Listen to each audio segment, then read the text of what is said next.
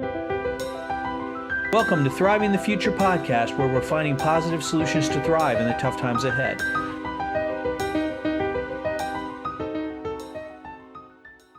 Welcome back to Thriving the Future. In this episode, we are continuing with our new format to include other stories, songs, and rituals. I am having a conversation with my daughter and her husband as they get ready to give birth on the homestead. They're going to have a home birth with a midwife. Needless to say, this does not offer any medical advice. Please consult with your physician and make your own choices. Now on with the episode. How much acres do you have here? 1. Oh, it's 1? It looks like it's a lot bigger than that. Yeah, it's nice because it's narrow, so it goes back really far. So how many, you got rid of a bunch of your chickens? How many do you have left? No, we still have the chickens. We haven't sold chickens yet. Okay, but you got rid of the ducks. Yeah, we got rid of the ducks. Uh-huh. So no more ducks. We sold those 3. Right. 2. How many chickens do you have? 11. 1 rooster, 10 hens. Yeah. Astrolorp. 10 astrolorps. No, wait, 9 astrolorps. Mm-hmm. 10 astrolorps? It is 10 astrolorps. Oh, so we have 12 chickens. Yeah, because we got all hens. Yeah, so we have 10 astrolorps, 1 Brahma hen, and a Brahma rooster. Big boy. Yep. Sergeant Pepper. Yep. Yes. And then it's Sergeant Pepper and Miss Salt, right? Madam Salt. Madam Salt. Madam Salt. Yeah. Madam Yes. Salt. She Yes. acts very entitled. We have the 2-week-old chick from those two. I'm Yeah. trying to figure out whether it's male or a female. Okay. So we figured out how to sex the chickens by the feathers. Okay. But they say you can do it right after they're born, but it's hard to do. So they have secondary feathers and they have primary feathers, right? And if the secondary feathers are shorter, then they usually are a male. And if they have a nice convex curve there, then they're usually a female. Okay. But it was harder to do when they're little chicks, but then once they get to like 4 or 5 weeks and it becomes more obvious. We figured out from the 6 that we had that were in the last batch that 3 were definitely females. 2 were definitely males, and then 1 I'm not sure. Yeah. So then we sold the females to a lady at church, and then we're waiting for the ones that we hatched for you to get big enough so we can tell whether they're male or females. We can tell on some of them they look like they're females, but some of them I'm not sure. That'd be interesting what kind of ratio, what he's throwing, because Yeah. If he's throwing a lot more girls than boys, then he's a good rooster. Oh, yeah. Yeah, exactly. Well, he's a good rooster anyway. And the white one, Less the freezer camps. pure Brahma one, is white and now is getting dark wings. Nice. And it looks like it's a male, even though I think it's a female. I want it to be a female. Yeah. But the wings right now looks like it's a male, so I'm going to have to wait a few weeks and see if that changes. But right now it looks suspiciously like a male. Aww. He'll be So, okay. you know. Yeah, it would be, because, I mean, they're great roosters. And if we They're keep very good. if we keep the hens, then Yeah, what we have enough stuff are hens you then. growing in your garden now? Tomatoes, eggplants, strawberries, basil-ish, Mm-hmm. Yeah. but not a whole lot. So the asparagus, we got 2 more years. We're gonna start harvesting the asparagus. Oh, right. Yeah, I'm looking forward to that. I thought it was next year that we can do it. Right now Oh, it's wait. just a mess. No, yeah, 1 more year after Okay. next year. Like we Okay. can cheat and maybe get a couple next year. Yeah. But Oh, you don't technically- harvest any asparagus at all? No, we wait 4 years for the root system to fully Okay. establish. Yeah, we don't wait quite that long. So yeah, I like asparagus. The fresh asparagus is so good because it's not woody like the asparagus at the store. Yeah, it's weird. I never thought I'd go out in the morning and like rip an asparagus out of the ground and eat it for breakfast. But like out of the ground, it's so delicious. Yeah, Did you so get it's the nice purple and kind cool. or did you get I think we the got Mary kind? purple We this got time. purple. Yeah, Purple Passion and Yeah. Mary Washington is what the ones I have. Oh, nice. But yeah, they get so thick and so Yeah. so juicy. Well, and in the morning, they're nice and cold, so it's like having this Yeah. perfect cool drink of water that's just so fresh, and it tastes so good, Yeah, it's too. really, really good. I like them a lot. So you're you're extremely pregnant. What do you do? Due date is August 1st, but midwife is saying mid-July, so basically, 37 weeks is Monday.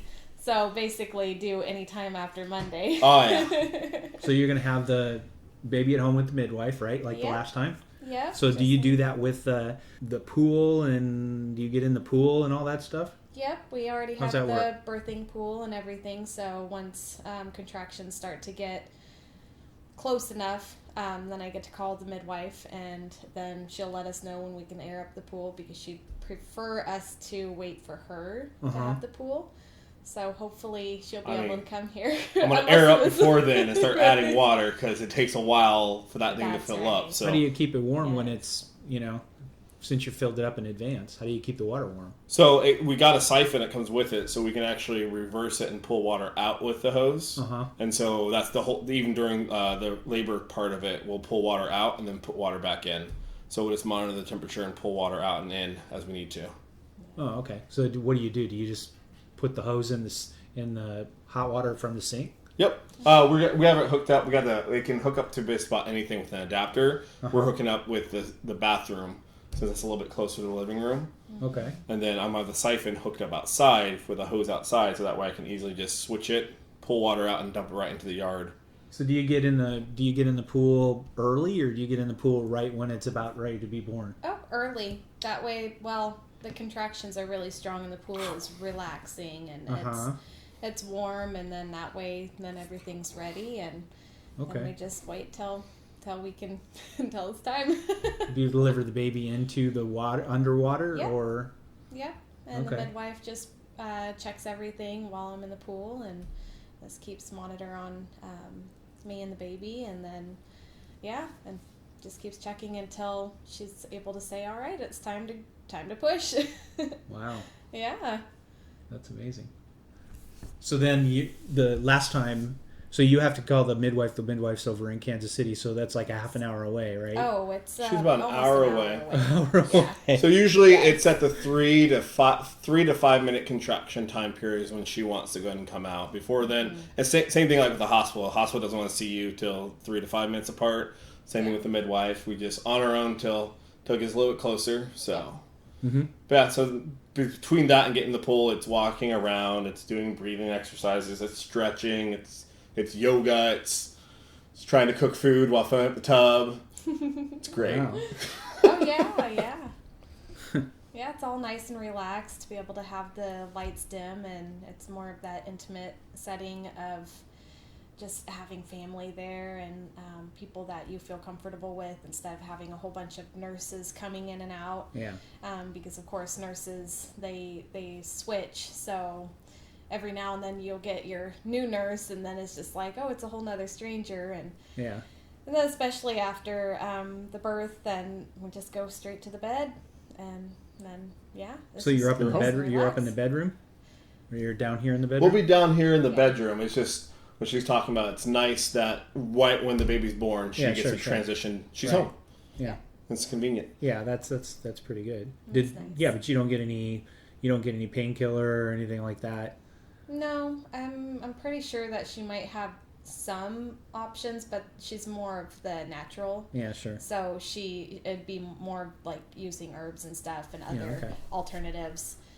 But I know. Yeah, didn't do it last time, so didn't do any painkillers last time. Yeah, you weren't screaming and I hate you. What are you pregnant for? Oh no, there was hollering. Oh, there was screaming. There was I can't do this, and it's like, you can do this, and it was like, I can do this. It really hurts. Yes, it was intense. That was the mantra that was being repeated over and over again. Yeah, but with the right support, and that's the thing is, like, you have the best support and you're at home, and so it's easier to get that good mentality of when, with that support of saying, no, do not say that kind of stuff, start saying I can, and it's amazing what that support does. And that's why we chose to do it at home versus hospital. Because hospital has its place. Yeah. But, hospitals are for emergencies. And then you have birthing centers. But, again, that gets really, really expensive. So, most pregnancies are normal till they're not. And our midwife is very good about, she doesn't want to resuscitate a baby. So if she ever feels like that it's going that route, she's the first one to raise her hand saying, we're going to the hospital. Yeah. So then what happens? Then you call an ambulance, you jump in the hospital, how do you keep from having the baby on the way? Well, it depends on the situation. If we do need an ambulance, the time it takes us to get to the hospital is the same amount of time it would take them to prep for emergency surgery if we're already in the hospital. Right. So the time frame is not something too worried about. But if we're going to the hospital and the baby comes out on the way, that's still a positive, because that's part of why we're going to the hospital, to get the baby out. Right. So it won't be a bad thing either way, but yeah, it's just That's one way to look at it. Yeah. stay Okay. more relaxed here, Yep. stay calm, get good mindset, and just Cool. a good environment just to stay calm because Yeah, doctors are ready for baby bombs to go off. They expect something bad to happen always. Instead Well, of and I treating think them as normal. I think doctors are too quick to force you to get a cesarean. Yes.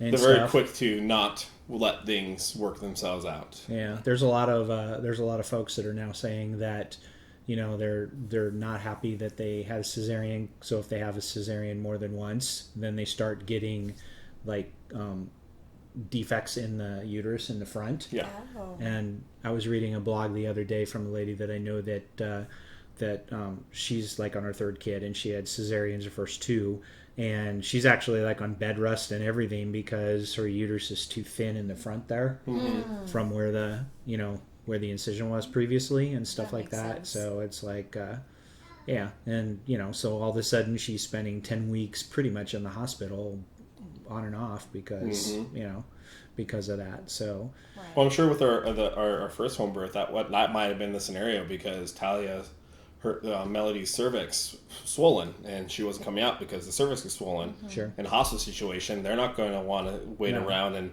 let the baby be stressed because they think they have to get the baby out because any stress is bad stress to them. But the midwife is very much let's work on this. Let's just see if we can get swelling go down. And then it was that point. Well, let's just move it.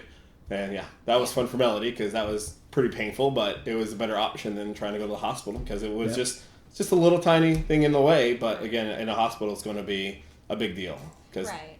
they're going to go for the most quick option they have, which is just get the baby out. Yeah, Right. exactly. And when it came to that situation with our daughter Talia,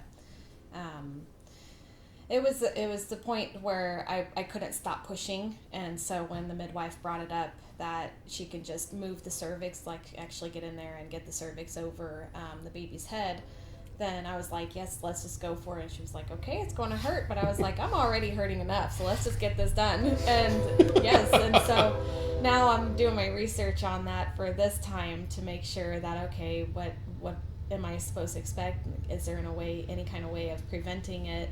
And yes, I've found some people talking about it on like a thread, and they were saying that every time that anybody who had it in the hospital immediately went to C-section. And it was like, wow, that's amazing how our midwife, she knew to just that's just a simple option. I mean, it took no time at all. It was just quick and easy rather than having to go through this massive surgery. So without going into detail, I mean, how much cheaper is a midwife than, say, the going and giving birth in the hospital for regular natural birth? Versus the cheapest you can do it at a birthing center, it's probably like a quarter of the price. It's a quarter of the price to do it At with home, a midwife. with our midwife, yeah. Okay. Yes, because again, you're working with the direct person. This is their business, and so there's some expenses that we take on, like we bought the pool ourselves and that kind of stuff. So, but still, with some of the things that we take on ourselves to be prepared, it's not even a question of cost because it's just easier financially wise. Because especially if you go to the hospital, then we're looking at 5-6 times the price depending on what happens. Sure. Right. Also, the nice thing about it is when you go to the hospital, you have to follow their rules. A birthing center, you have a little bit more options. You can still have a birth plan and still get like a midwife or a doula. But when you do at home, you have whatever is going to make you happy, whatever is going to make you feel better, and feel more comfortable, you get that. So you get to have more of a custom birthing plan than especially if you go to the hospital. Right. So what do they do, since you didn't have the baby in the hospital, then what do they do about the birth certificate and all the other stuff? Yeah, with our midwife, she's certified as a midwife through Kansas, so she can process and do all the paperwork. Really? So she does everything there. She sets up the birth certificate and she sends it all off, and a couple weeks later we get it all in the mail. Okay. So nothing out of the ordinary. She'll do the weight. We take pictures of the weight, weigh the baby, and then that's all done. So Wow. yeah, That's pretty cool. Mm-hmm. Okay. Yeah, I was wondering how they did that. That was an interesting question. So so what do they do? What do you do about the vaccinations then? Because you get those on the first visit of the doctor, or you skip those? But yeah, Audrey, right? We still go ahead and do some of the vaccinations, the standard ones. Yeah. For sure, and yeah, that's just at the first doctor's visits. Whatever doctor we go with usually starts doing the first immunizations. Right. Well, even right after the birth, usually there's some things that are given to the baby right away, like the vitamin K shot. Sure. And stuff in the eyes, that weird and gel stuff. Yeah, doing all the cleaning and stuff and everything, and it's actually not that, I guess, necessary, because it's vitamin K is only for when the baby has a vitamin K deficiency, but most of the time they don't even have that, Right. so it is unnecessary. So those are actually optional with our midwife at the hospital. I'm guessing, like, most likely you have to go with it. Yeah, they're anyway. optional. They're optional in Kansas. In some some okay. states, they're mandatory. Oh wow! Right. So Yeah, and that makes sense. But yep, we get to. But yeah, all the We'll standard have that. vaccines we get, but we opt out of any of the really elective type ones, so like flu shots and the things that aren't just more dangerous to a baby. It's just, well, this is just a good idea. It's like, well, we don't really go with anything that's not necessary. well, it won't be too long now, and then you'll be having another baby. Oh yeah, Maybe on your birthday. I know. That's what I'm hoping. I'm kind of like, Yeah, your ooh, birthday's like- yay. Yeah, we got Meemaw coming up to help us, and then her friend Winter is going to be coming over for support, just because, you know, Yeah, it's good. with having more kids, it's going to be a little bit better to have as much support as we can here. Cool. Thanks. Yeah, you're a pleasure. welcome. Thank you for listening to the Thriving the Future podcast. Check us out on the web on thrivingthefuture.com. Also, come and join our conversation on Twitter at thrivingthefute, and on our Telegram group. There's a link on the website. This podcast was produced by Scott the Freedom Farmer at freedomfarmer.net. Copyright 2022, thrivingthefuture.com. Join us at the Homestead Journal in living out the classic homesteading ethos on the path towards a simple life that speaks to the heart of humanity. We're an online community embodying and helping our members develop an indestructible homesteading mindset. Become someone who adds